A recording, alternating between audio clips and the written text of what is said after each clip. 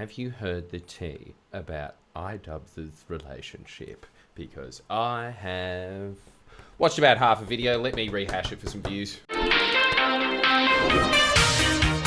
better you starts today. Look, honestly, I think we all know this score. Just in case we don't yet, we do understand that slop videos are this generation's equivalent of Royal Family in OK magazine. Oh my God, King Charles is pissed. I think we know that, right? Just so we do know before we go on any further with this. No one thinks that this is all real, do they? Because I kind of do, frankly. But the point is that I don't know for a fact, do I? And I think that it's quite cruel and damning to just go into someone's relationship and say, man, this is definitely what's going on. Me, this person that's never met them before, which is what I will continue to do. But I just want to put that proviso out there that I think that it's probably not a good idea to judge a relationship that you have no real first-hand experience interactions with. But assuming that the caricature is correct, assuming that it is a caricature portrait, not a caricature, that it's somewhat symboling truth. Holy, holy. Could you imagine? Look, all I'll say is the timeline sort of adds up, doesn't it?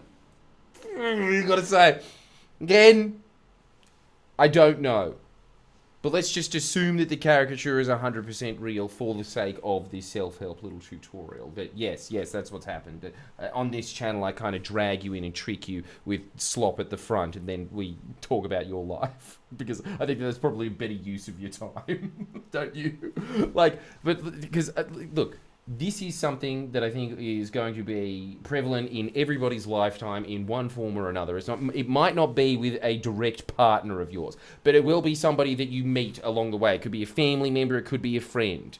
Why, they could be living with you right now. There's a lot of housemates like that. And before we go on and talk about the fact of, you know what I'm getting at, right? Like toxic relationships. Before we get onto that, let's just always be a little self-aware while we're discussing this and say that there is going to be points in your life, even if you are a good person, where you're not the good person. Yeah? Let's just be very honest about that first off. Because every single one of these videos that you see, or self-help in general, right? I love the genre.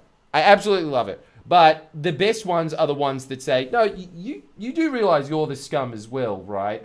So I think that before we go on, guilty as charged. There has been absolutely relationships in my life that I have tanked, and it is because of me. And then there's other ones where it was entirely not my fault. And I think that, honestly, if you're going to be honest with yourself, that probably is going to be the truth of the matter. You can't always be the victim in every scenario. I think that generally, you can tell if, you are the bad one. I think a lot of the time is, are you just being negative constantly? Every single thought that you think about the person, is it always just oh, of course they do that. Oh, and now they're doing this, are they? That's just typical, isn't it? Yeah, you know what? I'm going to come up with a list in my mind, and one day, when we're in a restaurant, I'm going to explode, and it's going to be very awkward. That, I think, starts to happen. I think that you start stewing and you create a conspiracy theory and a caricature in your head of what the other person is like. And usually it comes from the result of there's no communication. Especially, look, this is, if I'm going to be perfectly honest, I think that the reason that this happens in my life is because I'm somebody that just naturally tries to avoid conflict. Yes, I know that when you see on Friendly Geordies, the stage character of Friendly Geordies is very combative. And yeah, you're right. Look, I'm extremely combative to people that I don't know.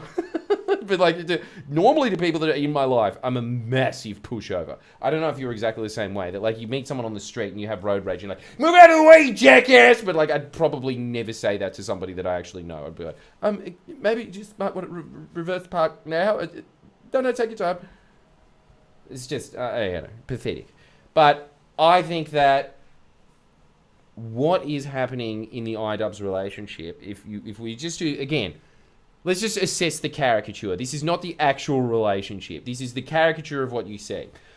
It bears the marks of endless control and somebody that is latching onto somebody with low self-esteem and probably not liking the fact that they're with someone that has low self-esteem either. You see this dynamic a lot in male and female relationships where there is, and this is when you have like a toxic partner that is female, for instance, yeah? When there's male, there's different traits that are involved in it. Usually it's actually a lot more to do with,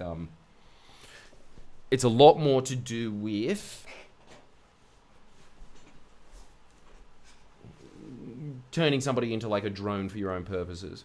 When it comes to women normally, I think that there's a thing in their mind of, you know, I can't do any better than this, and I'm annoyed that I'm settling for this, and so I'm going to make this person's life a living hell. Don't you think? Like, if we are to, if the caricature is correct,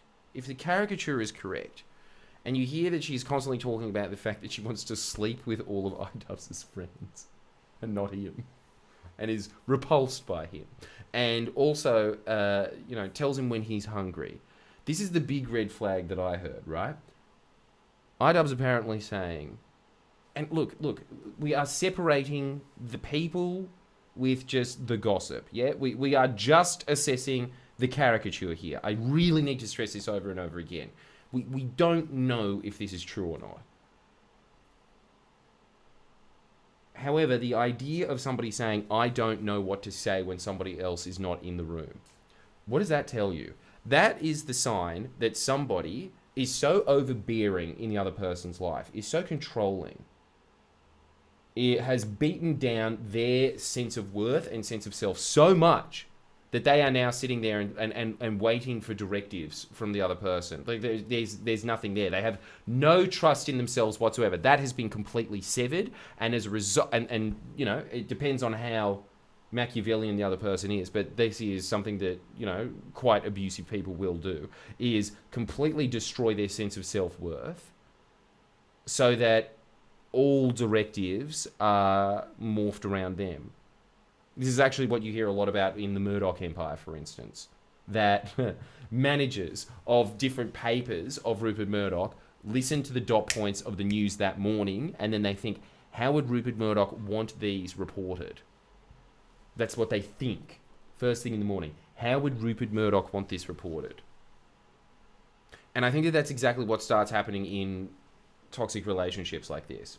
You start thinking, I'm completely worthless. As a result of that, you start making it a self-fulfilling prophecy, and you start sabotaging yourself, and you start sitting there and kind of just becoming like this blank paper of a human being, waiting for something to be written on it, and then just regurgitating that, and then feeling this sort of safety. Did I do the job right? Is that what happened?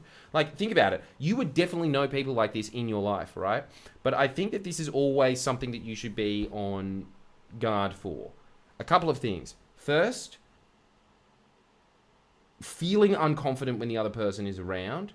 Second, dreading phone calls from them. Those are always the two things that I'm always looking out for. Because I think that more or less in your relationships in life, they will turn bad for maybe your input, or maybe the other person's input, or maybe just an input of the two of them. But at some point, relationships will sour when they sort of pass a use-by date. Not all of them. Some of them are there for life, and some of them are just kind of passerbys. But usually, one of those two traits starts emerging when the relationship is starting to go into a bad place. The relationship starts to go into a bad place when it's sort of just like you're looking for things to say around them that is going to please them. When you're just sitting there and filtering everything through that decision-making process. And you also sit there and think like, oh, I'm useless. Maybe they can just say everything. And then you're kind of just this blob in the background going like... It happens a lot. You can see it a lot. And again, there's a different dynamic at play when it is the male that is abusive in the relationship, but with the female that is abusive in the relationship. Don't you think that you see a sort of putty-like man kind of just like dawdling around in the mall with this crow-like woman being like, come on! And you just know what's happening in her head. She's just thinking, oh, I'm just with this useless piece of crap, this soft piece of putty. Oh, he's so piggish. He's so disgusting. I hate it. And the thing is, look, again, it becomes self-fulfilling prophecy. And I think that this is always something that you need to work on or be cognizant of for the rest of your life, right? You are the culprit in the relationship. If every single thought that you have towards the other person is negative, then that is absolutely you being the quote-unquote toxic one in the relationship. Look, it's happened to me before. It'll definitely happen to you. There are points when it's just like everything that the other person says peeves you, annoys you. You're looking for reasons to build down their confidence, to shoot them down. You are the incorrect one in that relationship. You should be aware of that, and at that point, you've got two options. You can either try and improve it yourself, or you can sever the relationship. Anyway, I hope that helped. And in the meantime, if you think that did help, hey, I've got my life coach little shindig going on, and you can sign up to that for an extra 3 videos a week. Everybody that does sign up to it says, oh, I just love it because he just tells me what to think.